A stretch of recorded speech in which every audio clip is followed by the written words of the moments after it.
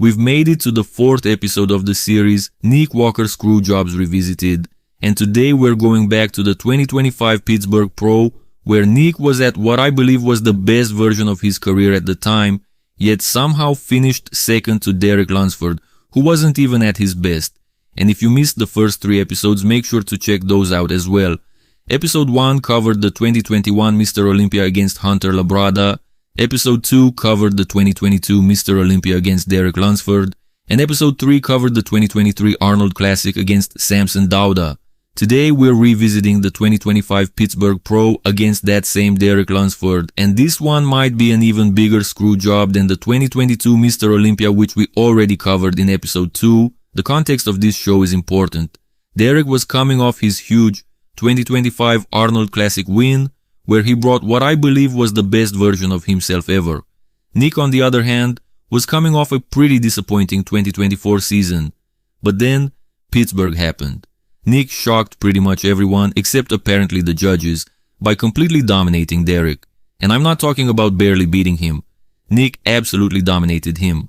So, without further ado, let's get into the poses. Front double biceps, and just so you guys know, I'm reading your comments. I saw the comments on the other episodes, especially the 2023 Arnold Classic revisit against Samson Dauda. It seems that for a big portion of fans, bodybuilding really is about overall flow over everything else. And I just want to clarify that I'm not denying overall flow, aesthetics, and proportions as important aspects. Quite the opposite. I'm only opposing this idea that overall flow is somehow more important than conditioning, detail, muscle quality, muscle separation, and even muscle mass itself.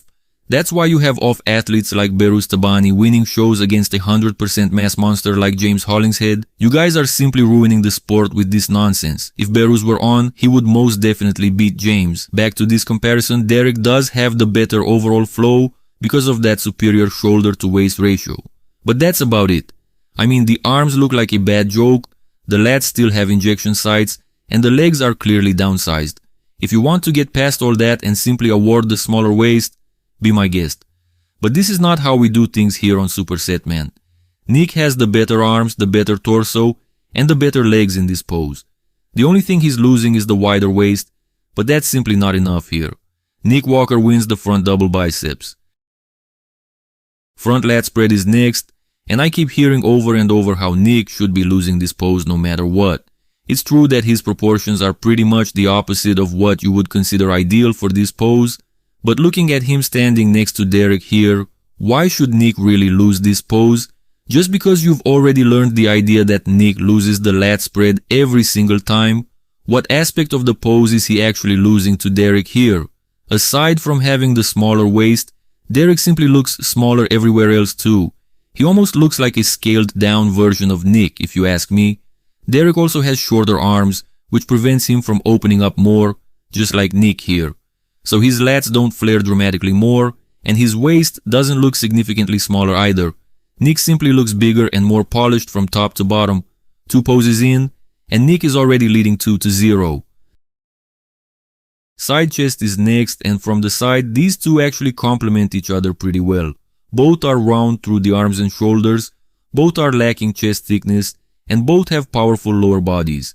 I would give Nick the advantage through the outer arms, but Derek has the slightly better chest, at least in terms of size. When it comes to the lower body, Derek wins the outer quads, while Nick wins the hamstrings and calves. The midsections are both in check, and the only other major difference I see is that Nick is simply bigger overall. Since everything else is pretty close, I think overall size has to make the difference. It always has in bodybuilding. Nick Walker wins the side chest as well.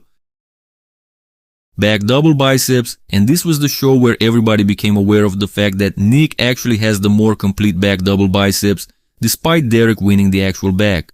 Derek's back is bigger, there's no question about that, but Nick's back is pretty damn strong as well. The huge difference, however, is made by the limbs. Nick is winning pretty much every aspect when it comes to the arms, shoulders, and lower body, with the exception of the glutes, where Derek is really impressive with those striations. So really we're comparing a great back with complete limbs against a slightly better back with noticeably weaker limbs. And in my opinion, the complete package wins. Nick Walker takes yet another pose. Back lat spread is the pose where things usually get more complicated, and indeed, Nick's arm advantage is out of the equation now, while Derek's back advantage seems to be valid again. So it's really a matter of lower body versus upper body at this point. Derek is definitely winning the upper body here, whereas Nick wins the lower body again. Now, if this were Samson, Dauda, or Andrew Jack, who are usually much softer through the lower body, this might be an easier decision. But with Derek, it's different. He simply doesn't have the same level of hamstring development as Nick, but his hamstrings are still pretty strong, and those glutes once again give the pose a nice uplift. This pose is definitely close, but I would actually give it to Derek Lunsford. Side triceps is next, and just like with the side chest, these two actually complement each other pretty well. Nick is bigger overall once again with the better arms and actual lateral head, but Derek has the smaller waist and that side leg is very powerful. Nick does have the bigger waist, but it's also the more defined one, so I wouldn't necessarily call that a win for Derek. As long as Nick keeps his stomach in check, he's extremely difficult to beat in the side triceps. I know a lot of people prefer Derek in this pose, but I'm seeing the better actual triceps from Nick, the more defined waistline, a strong lower body and more overall mass. So I would never go against Nick Walker in this pose against Derek. Abs and thighs is next, and Derek immediately transitions into this side shot, showcasing the obliques because he knows he doesn't have the front ab definition. But when it comes to Nick, his case is a bit worse, or rather it was.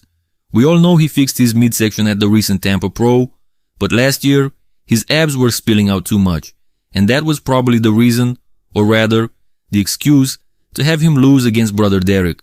Nick has the better thighs, but his awful proportions combined with his bloated stomach make his case pretty much impossible, no matter how bad Derek would look. So it's not really a matter of Derek winning everything here, it's more about Nick losing the pose. Same thing, but this is the perspective. Derek scores another point, making the overall score 5-2 for Nick going into the final pose.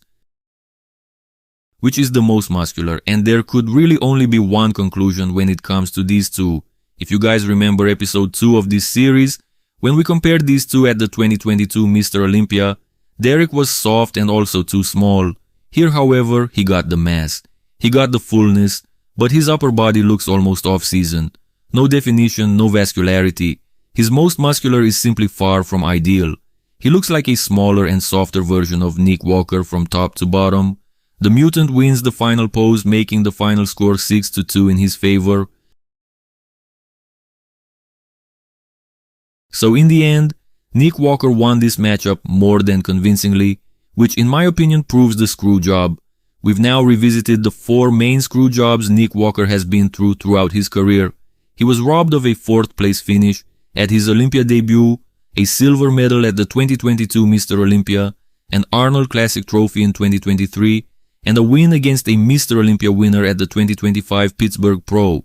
We could continue the series with the 2026 Arnold Classic against Andrew Jack, but I think I'm going to stop here because that one wasn't really a screw job. I still preferred Nick in that comparison, but I can understand where the judges were coming from.